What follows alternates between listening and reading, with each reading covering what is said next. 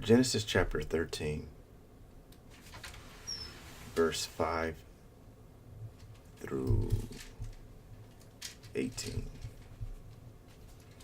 And Lot, who went with Abram, also had flocks and herds and tents, so that the land could not support both of them dwelling together, for their possessions were so great that they could not dwell together. And there was strife between the herdsmen and Abram's livestock and the herdsmen of Lot's livestock. At that time, the Canaanites and the Perizzites were dwelling in the land. And Abram said to Lot, Let there be no strife between you and me, and between your herdsmen and my herdsmen, for we are kinsmen. Is not the whole land before you? Separate yourself from me. If you take the left hand, then I will go to the right. Or if you take the right, then I will go to the left. And Lot lifted up his eyes and saw that the Jordan Valley was well watered everywhere, like the garden of the Lord, like the land of Egypt in the directions of Zoar. This was before the Lord destroyed Sodom and Gomorrah. So Lot chose for himself all the Jordan Valley, and Lot journeyed east. Thus they separated from each other. Abram settled in the land of Canaan, while Lot settled among the cities of the valley, and moved his tent as far as Sodom.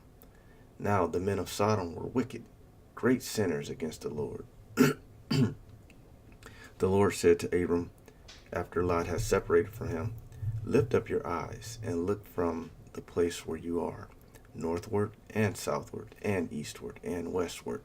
For all that you see I will give to you, and to your offspring forever. I will make your offspring as the dust of the earth, so that if one can count the dust of the earth, your offspring also can be counted. Arise, walk through the length and the breadth of the land, for I will give it to you. So Abram moved his tent and came and settled by the oaks of Mamre, which are at Hebron, and there he built an altar to the Lord. Genesis chapter 14. In the days of Amraphel, king Shinar, Arioch, king of Elasar, Kedorlaomer, king of Elam, and Tidal, king of Goam, these kings made war with Bera, king of Sodom, Bersha, king of Gomorrah, Shenab, king of Admah, Shemeber, king of Zeboim, and king of Bela, that is Zor. All these joined forces in the valley of Siddim, that is, the Salt Sea. 12 years they served Kedorlaomer, but in the 13th year they rebelled. In the 14th year, Kedorlaomer and the kings who were with him came and defeated the Rephaim, and Ashtoreth, Karnaim, the Zuzim, and Ham, the Emim, and Shevath Kirithaim, and the Horites in their hill country of Seir, as far as El Paran on the border of the wilderness.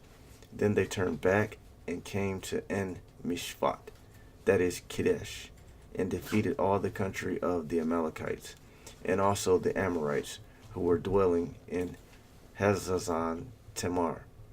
Then the king of Sodom, the king of Gomorrah, the king of Admah, the king of Zeboim, and the king of Bela, that is Zoar, went out, and they joined battle in the valley of Siddim, with Kedorlaomer, king of Elam, Tidal, king of Goam, Amraphel, king of Shinar, and Arioch, king of Eleasar, 4 kings against 5. Now the valley of Siddim was full of bitumen pits, and as the kings of Sodom and Gomorrah fled, some fell into them and the rest of the hill country. So the enemy took all the possessions of Sodom and Gomorrah and all their provisions and went their way. They also took Lot, the son of Abram's brother, who was dwelling in Sodom, and his possessions and went their way. Then one who had escaped came and told Abram, the Hebrew, who was living by the oaks of Mamre, Amorite, brother of Eshcol and of Aner. These were allies of Abram. Then Abram heard that his kinsmen had been taken alive. He led forth his trained men, born in his house, 318 of them, and went in pursuit as far as Dan. And he divided his forces against them by night, he and his servants, and defeated them, and pursued them to Hobah, north of Damascus. Then he brought back all the possessions, and also brought back his kinsman, Lot, with his possessions, and the women and the people. After his return from the defeat of Chedorlaomer and the kings who were with him, the king of Sodom went out to meet him at the valley of Shebat, that is the king's valley. And Melchizedek, king of Salem, brought out bread and wine. He was priest of the God Most High. And he blessed him and said, Blessed be Abram by God Most High, possessor of heaven and earth.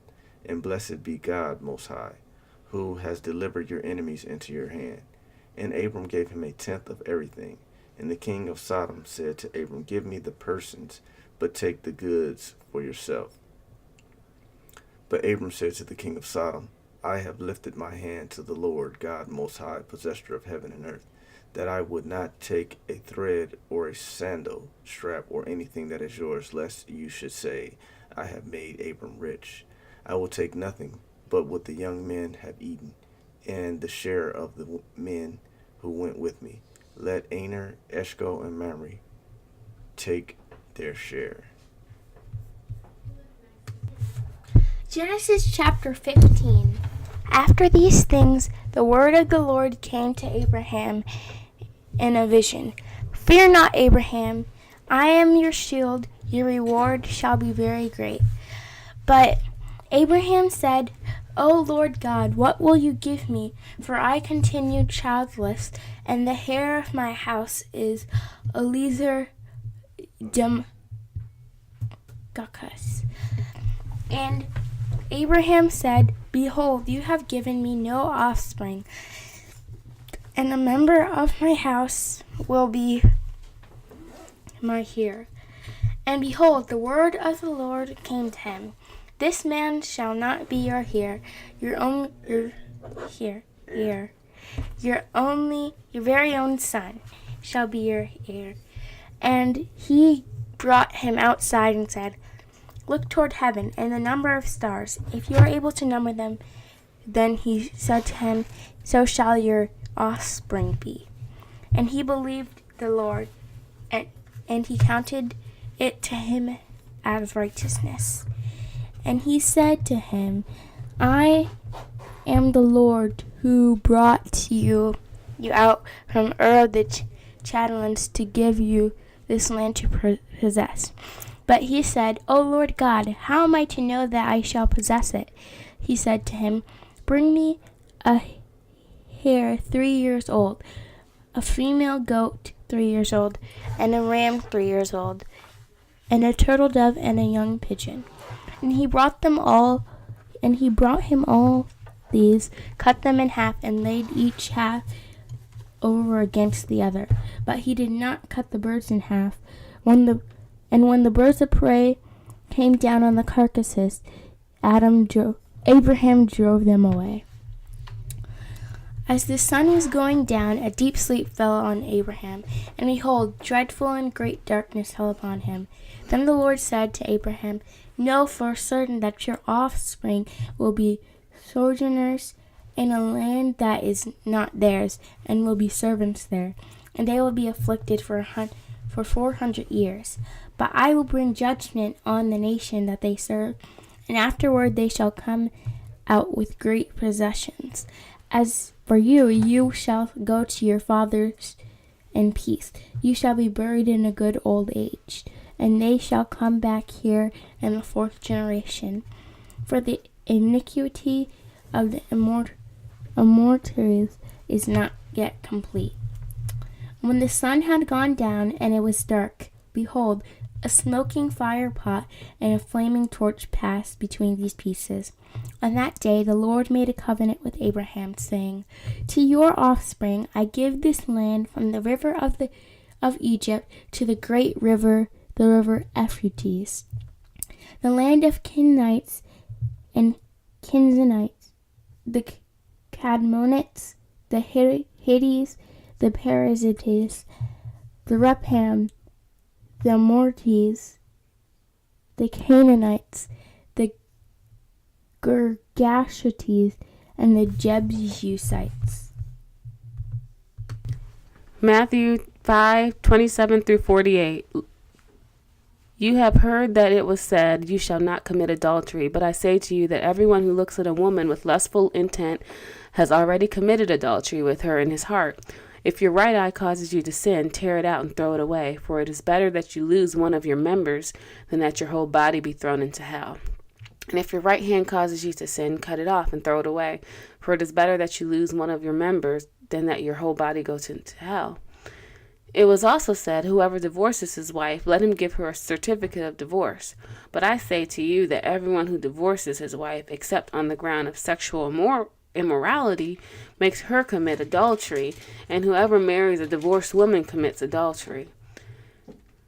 Again, you have heard that it was said to those of old, "You shall not swear falsely, but shall perform to the Lord what you have sworn." But I say to you, do not take an oath at all, either by heaven, for it is the throne of God, or by the earth, for it is his footstool, or by Jerusalem, for it is the city of the great king. And do not take an oath by your head, for you cannot make one hear white or black. Let what you say be simply yes or no. Anything more than this comes from evil. You have heard that it was said, "An eye for an eye and a tooth for a tooth." But I say to you, do not resist the one who is evil. But if anyone slaps you on the right cheek, turn to him the other also. And if anyone would sue you and take your tunic, let him have your cloak as well. And if anyone forces you to go 1 mile, go with him 2 miles. Give to the one who begs from you, and do not refuse the one who would borrow from you. You have heard that it was said, "You shall love your neighbor and hate your enemy." But I say to you, love your enemies and pray for those who persecute you, so that you may be sons of your Father who is in heaven. For he makes his sun rise on the evil and on the good, and sends rain on the just and on the unjust. For if you love those who love you, what reward do you have? Do not even the tax collectors do the same? And if you greet only your brothers, what more are you doing than others? Do not even the Gentiles do the same? You therefore must be perfect as your... Psalm chapter 6, verse... That's it. O Lord, rebuke me not in your anger, nor discipline. You can put those on.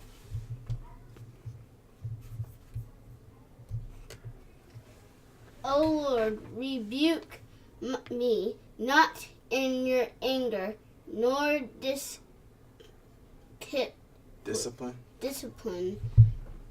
me in your wrath.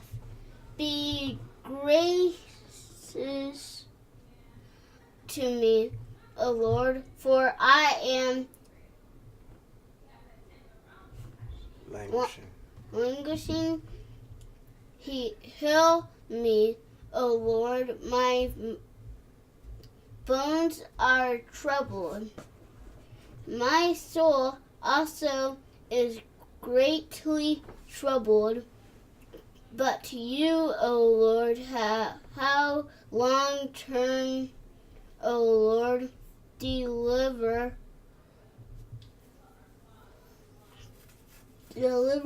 my life.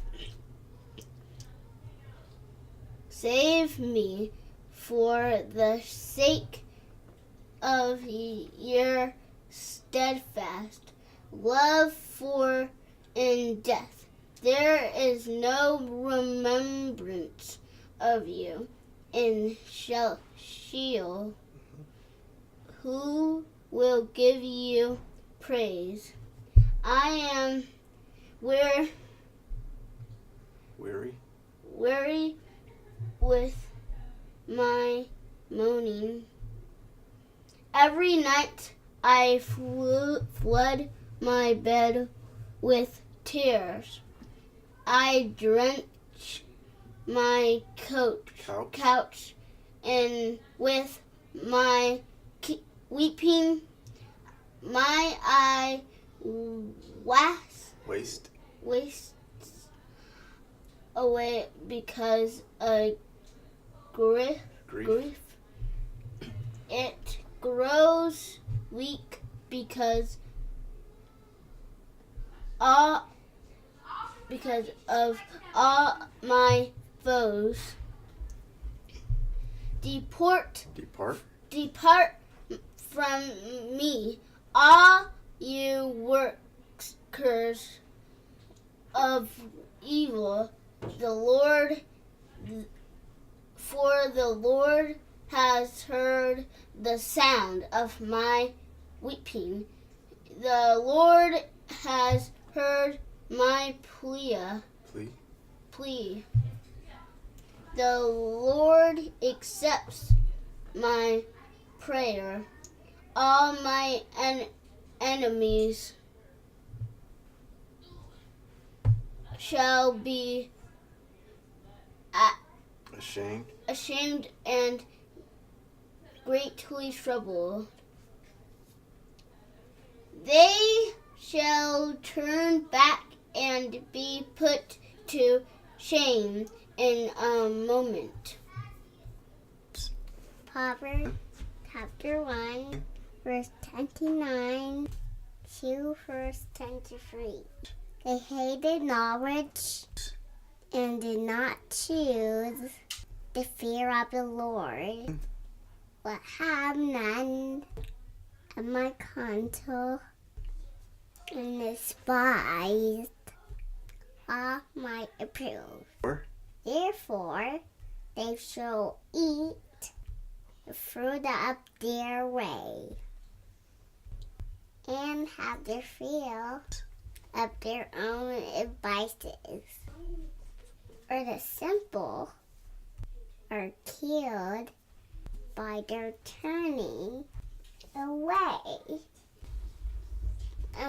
in their impatience of fools destroys them. But whoever listens to me but will dwell secure. Will deal care. We will be at ease without shed of a duster.